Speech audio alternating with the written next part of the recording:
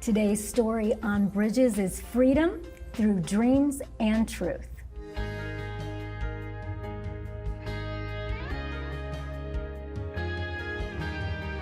I'm Monica Schmelter. I'm so glad that you could join me for Bridges today, and boy, do we have hope for the journey for you today. I have two incredible guests that have just amazing stories of how Jesus has changed their life. And so, Susan, I want to welcome you to Bridges today. Oh, thank you. I'm excited to be here. I'm excited for people to hear what you have to say and what God has you up to. And Shakia, welcome. It's good to have you as well. Glad to be here. Thank you. Now, Susan, you're the founder and president of Blue Monarch Ministries. And it really is, as I've read about it, a really unique ministry. If you just had to sum it up, what would that be? Well, we're a long-term residential recovery program for women and their children. But part of what really makes us unique is that we focus so much on teaching women how to parent their children sober. Sometimes it's for the first time. And we also focus on the child's recovery as much as we do the mom's. Yeah. But it's Christ-centered, and so what we look for is total life recovery and freedom. Yes. Because God is about freedom. That's right. And He's about recovery for all of us. And really a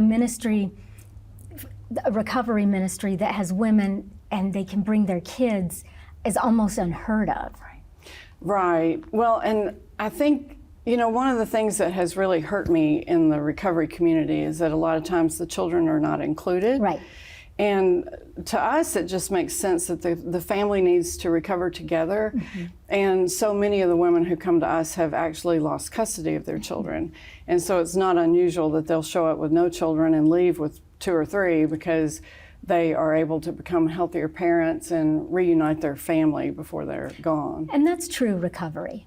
Oh, yeah. Because addiction, right, it's not just about the person. It does affect their entire family. Right. And what you're saying is like kids often get left out. Well, I think they get completely overlooked. And, the child has gone through trauma. Absolutely. And one of the things that we see is so many times is that the child has had to act like the parent, and the parent has kind of acted like the child. Yeah. And so when the mom decides, hey, I want to be the mom, I want to be a healthy mom, the kid is looking at her like, who are you? I was taking care of you. And it's a rocky transition as they kind of settle into their appropriate roles. Right. And it takes a while, and it gets really chaotic, doesn't it? It gets wild and loud and crazy. But once that transition takes place, it's a beautiful thing to see, because then the child can be a kid sometimes for the first time. Yeah. Because they've been worried about big grown-up problems instead of like climbing a tree. Yes, so they get to be kids again. Yeah. Or maybe for the first time. Oh, this is so wonderful, so wonderful. Shakia. Yes, ma'am. All right, now, you are a part of the ministry now. Yes. But there was a time in your life that I understand that you needed the help of Blue Monarch. Absolutely. If it had not been for Blue Monarch, I would be dead right now. Mm-hmm. I grew up in a family where there was a lot of sexual abuse, sexually molested by several different family members. I'm sorry. I grew up not feeling much about myself and began using drugs in my teen years. And it falsely filled that gaping hole that I was feeling. And so for many years I wondered, and my addiction continued to get worse. And I found myself many times crying out to God, not knowing if He even heard me. Mm-hmm. Well, one day I had a set of twins, and 6 months later I became pregnant again, which was devastating because I couldn't believe that I was pregnant again. I could barely take care of myself or the children that I just had, and I was in addiction. So what was I going to do with this other baby? So abortion was the only thing that I could think of. Mm-hmm. And so on my way to abortion clinic, before we got there, I prayed and I said, God, if this is not your will, please, please, please intervene. And as I turned into the abortion clinic, there was a pastor in his church standing out there, and they began witnessing to me and telling me the importance of my no in this situation. And I chose life for my baby girl. And I met someone that told me about Blue Monarch. And when I showed up at Blue Monarch, I was broken, I was wounded, I was the victim, and Blue Monarch staff literally stepped in my mess and let me out with grace, mercy, love, and I encountered God in such a tremendous way. And so when I read that part about your story, Shakia, I always thought that it probably wasn't a good idea for people to stand outside of an abortion clinic. Because sometimes hateful things are said. Yes. It's not always done the right way, but it saved your babies. Yes, And it saved your life. it did. By someone standing out there. But you said you were crying out, God, if this is your will. Did you know Christ personally, or you just knew about him? Or I grew up in church till I was about 10 years old. so even I've with heard all about the them. I heard abuse about and them. molestation, you were still in church. Yes, and even though I didn't understand what was going on, I understood when his presence walked in the room. I knew something, that there was something bigger than us. And when I prayed, I said, God, if this is not your will, please, please, please intervene. And what I found out once I got to Blue Monarch, through all the times, even in those traumatic situations, that he was there. And at that time, I couldn't believe that, I couldn't fathom that. But now I know that, he was there the entire time. Yeah. Susan, you know, a lot of times when someone has a ministry like Blue Monarch, it's because they have a recovery story. But that's not how it is for you. No, I knew nothing about recovery. And actually, I was minding my own business. And I was an artist by trade, sold my work at a gallery in Nashville, and I ran a horse farm. And then Really? I mean, nothing at all related to recovery. And then I had just a powerful dream one night, and I guess now it was 28 years ago. And in the dream, I was expected to read a really thick book, and the book described in great detail how you would put something like Blue Monarch together. And it even described how the women would be employed by producing a product. So it was very detailed, and I read the whole thing. It was a powerful dream. I remember I was seated at almost like a marble table, and I mean it was really, I knew it was significant when I woke up.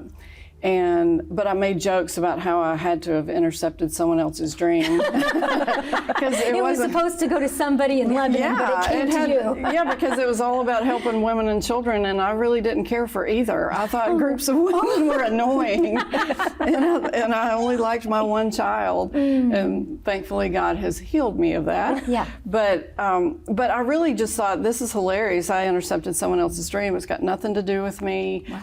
And then. And when I look at you, I think how much freedom has come through that dream. Oh, yeah. Oh my goodness. Well, and it makes me wonder how many people disregard dreams like that. Yeah. You know, because when I see the ripple effect of what has happened since then, but so in a couple of years later, it just started falling into place in a miraculous way. And from the day I realized what God was asking me to do to the day that we opened our doors was only 10 months. I mean, that would have to be miraculous for all well, I know you've got that now. going. Yeah. At the time that I was living it, I thought, this is wild. I mean, I just have a question in the morning, and by the end of the day, I have the answer. And now that I know what it takes to start a nonprofit and run a nonprofit, and especially doing the kind of work that we do, it's really amazing that Yes, it happened in 10 months. But anyway, it fell into place, and to this day, we've been doing this for 20 years, and we have never ventured away from the plan that was described to me in that dream. Yeah. Because you're obeying. Right. Freedom came from that dream, and you've just set yourself that I'm just going to keep doing what God told me to do. Well, I will have to confess, there were 3 days I said no. And we all say we understand, Susan. Well, I call it my 3 days in the belly of the fish, because I didn't want to do it, and I cried about it, and it felt completely overwhelming. Yeah. And I also thought, if he got around to asking me, then a lot of really great people must have turned him down. So that was a bad sign. Oh, so this dream went to like all these overachievers and then came to you. That's what I assumed. That's the only thing that made sense. So after 3 days, it was interesting, because my daughter, who was 17 at the time, she said, you know, Mommy, you can tell God no, and he won't love you any less than if you say yes. And that was a game changer for me, because I thought, how could I say no to a God like that? To God. And so at that point, I said, okay, I'll do it on one condition, that I never ever have to speak in public. And of course, that didn't work out. And you're speaking all around and you're on television. So, It's funny the conditions we come up with for God. You have to be careful about the conditions that you present to God. But anyway, it's been an incredible journey. It fell into place in the most miraculous way. And I have seen miracles happen that, well, I feel like I have something takes my breath away every week. That's amazing. Yeah, it's incredible. That's amazing. And I read your book. Thank It's you. called From My Front Row Seat by Susan Binkley. And this collection of stories are just, I mean, to think that you get to see that every day and that you would have missed that had you said no to God. I know it. Right? It might have been terrible. Yeah, and I think for all of us, right? Yeah. We have these moments that we feel like God might be asking us to do something and we think that is so much bigger than me, like no way. Right. But because you said yes, freedom. Well, one of the things that really troubles me when I go around and speak about Blue Monarch, it's not unusual to see people with tears in their eyes. Yeah. And most of the time it's about one of these incredible stories Yes. that I'm sharing. But I cannot count the number of times that I've had someone come up to me after and say, I really felt like God was asking me to do something, and I didn't have the courage to say yes. And you can see the just despair in their faces because they felt like they missed out on an incredible opportunity. So I really love for people to know it's not too late. Right. You know, it's never too late, and to say yes. Yeah. And I love really, that. well, I hate to imagine what I would have missed out on if I had said no. I love that. It's never too late to say yes. You know, and I think, Shakia, when we come back from this break, we can have you tell more of your story. And Okay. your part of your story, it's never too late to Right. turn your life around. That's Like, right. Absolutely. you know, and you think about all of this, and you know, out in the world, we hear people like, once you're addicted, you're always addicted. Right. You'll live with this for the rest of your life. And we certainly, as we hear your story, Mm-hmm. we're gonna know it's not easy, right? The transformation, God Right. does the miracles, but we have hard work to do. Yes. But we can be free. Absolutely, and that's one of the things that we really emphasize is freedom over sobriety. Yes. We don't want to see people fight it the rest of their lives. Right. And it's possible, and that's the thing that I don't understand. Why can we not accept the fact that God can heal addiction? That's it. So we've got to take a break. I want you to stay with us today on Bridges. When we come back, we're going to hear Shakia's story. If you enjoy watching Bridges, you can join Monica on Facebook for all the extras. Just visit Facebook and search for Monica Schmelter TV. At Monica Schmelter TV, you'll get a look behind the scenes. You'll learn secrets from the studio, and you'll be among the first to know what's coming up next on Bridges. Best of all, you can connect with Monica for prayer and share what topics you'd most like to see on Bridges. Monica would love to connect with you. Don't give in. God's word says you're an overcomer. If you hadn't done blah, blah, blah, this wouldn't have happened. And let me say this to you. If you think that you are in a mess of your own making, you are still an overcomer. When that temptation comes, you want to make sure that you are dressed for battle. Therefore, put on every piece of God's armor so you will be able to resist the enemy in the time of evil. It takes training. It takes discipline. And so when you're fighting that good fight of the faith, you take your story, whatever it is, and you saturate it in faith, and you fight for it. Visit monicaschmelter.com to schedule Monica to speak at your next event. If you are just joining me today on Bridges, we are talking about freedom that can come from knowing Christ Jesus. And I have two really amazing guests, founder and president of Blue Monarch, Susan Binkley, and Shakia Craig, who has an amazing freedom story. So we talked a little bit, Susan, about your dream and God getting you into this miraculous work of freedom and recovery. And Shakia, when I look at you, all I see is a beautiful young woman with a beautiful smile and a happy attitude. And I just would never know the depths of the pain and the addiction. Yeah. So again, like I was just telling you a while ago, it started I didn't realize that it started when I was a little girl. And so I said a while ago, there was a lot of sexual abuse, and just to paint a picture, it started when I was 5 years old by my stepdad, and then later on by my grandfather, and then a cousin. So sexually molested by all of those men. And I was a child, and I didn't have the words to explain Of course not. what was happening to me. Of course not. And But you knew it was wrong. I knew it was You wrong. just didn't know how to tell anybody. You didn't, Absolutely. because you're a kid. How would you Absolutely. know? Right. And so as I grew up, at the age of 13, I began using drugs, and it filled that void that I was feeling for so long. And then it intensified the thoughts that I had, which were that you were dumb, you're dirty, you're stupid, you'll never amount to nothing, you'll never be anyone, no one loves you, you're unwanted. And let's just say for many years, those thoughts have followed me, and I believed them. I did not know that it was a tactic of the enemy to try to keep me from everything that God had for me. But that addiction got worse. And in that addiction, I had some children, and I lost my firstborn son, Kareem. Sorry. I'm sorry. No, which was, You lost custody. I lost custody. Yeah. Yes, thank you.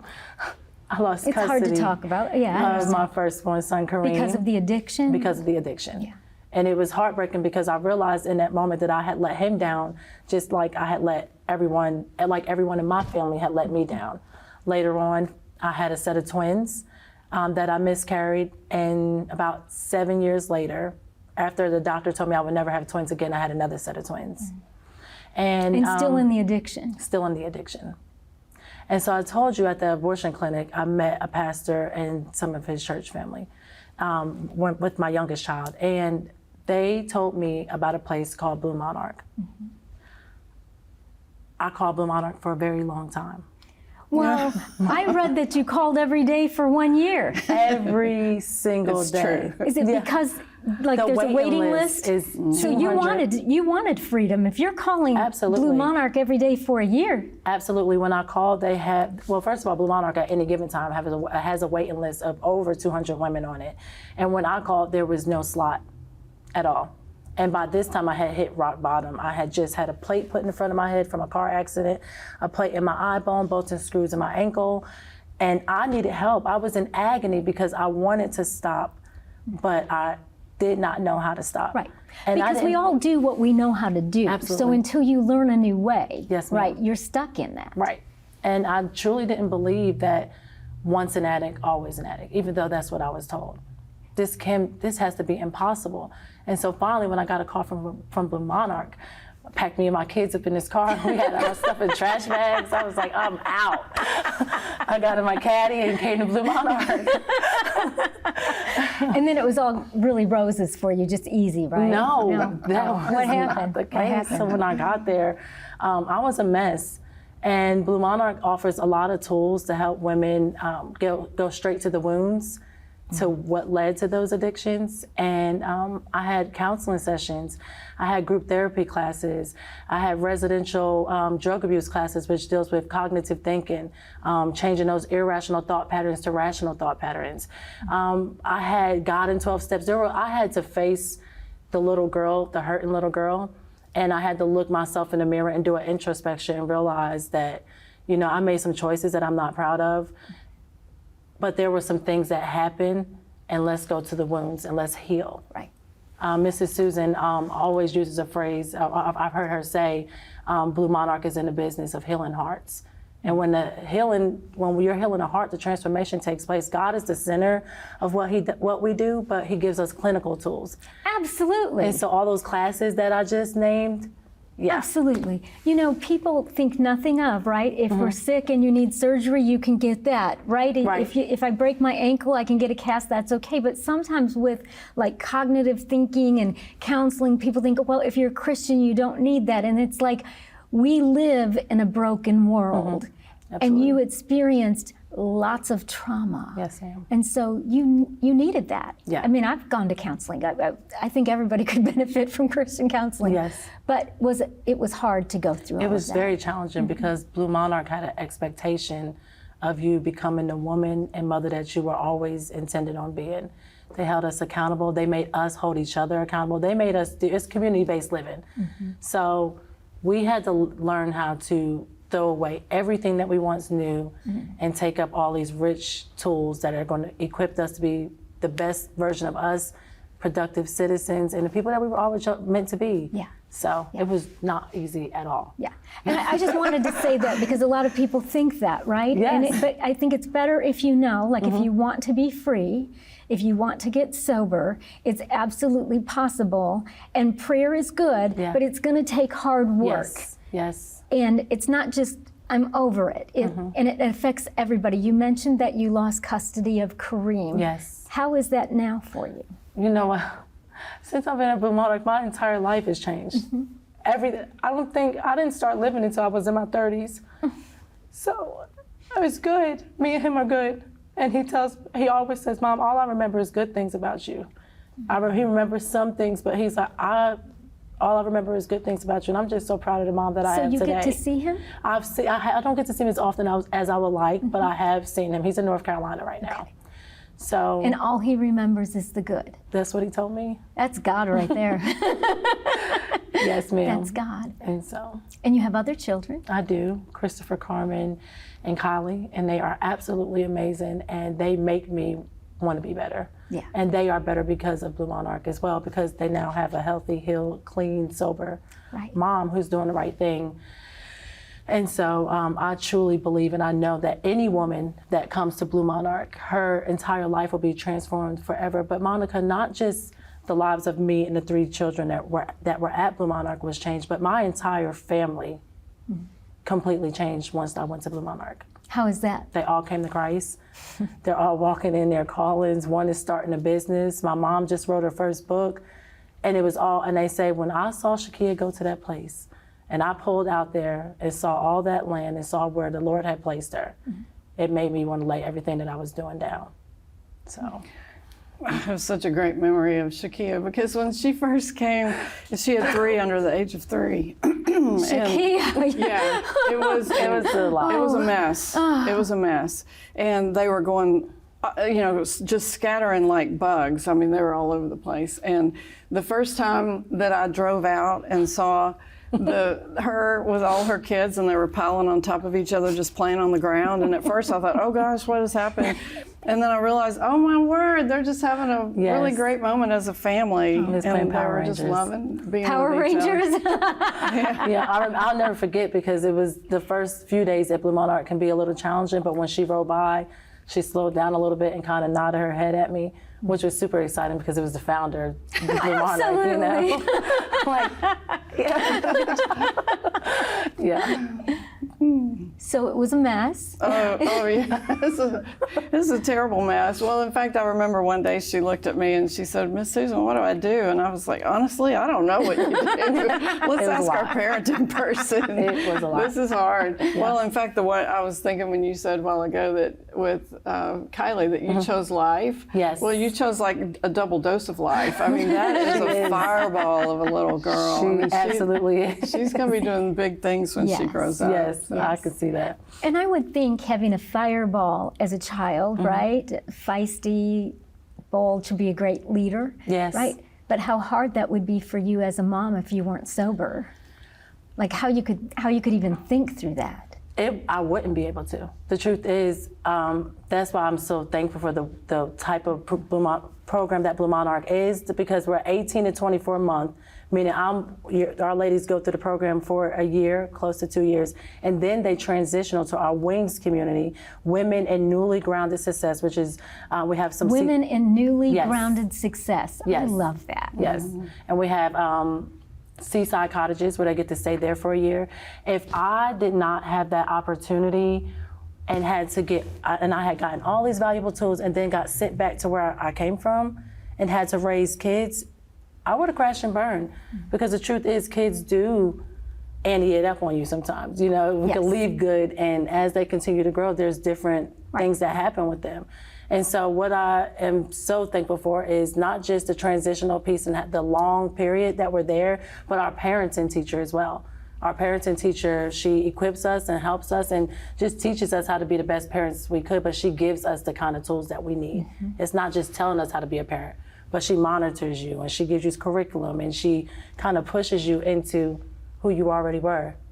So. Well, we do hands-on coaching, which I think is so important because every mom has different challenges with Yes. their kids. Absolutely. So one screams all the way to school, or one refuses to eat. You know, they're all different. And so I think it's important that we provide that hands-on coaching. Yeah. Yes. So after you're in the program, then you go to Wings, and then after that, you graduate into, Yes.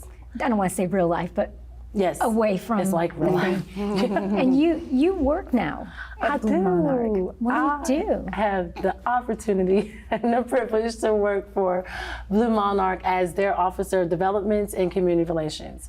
And so I get to go out, first of all, I get to serve some of the most courageous women who were once in the same place that I once was, and get to watch their freedom process.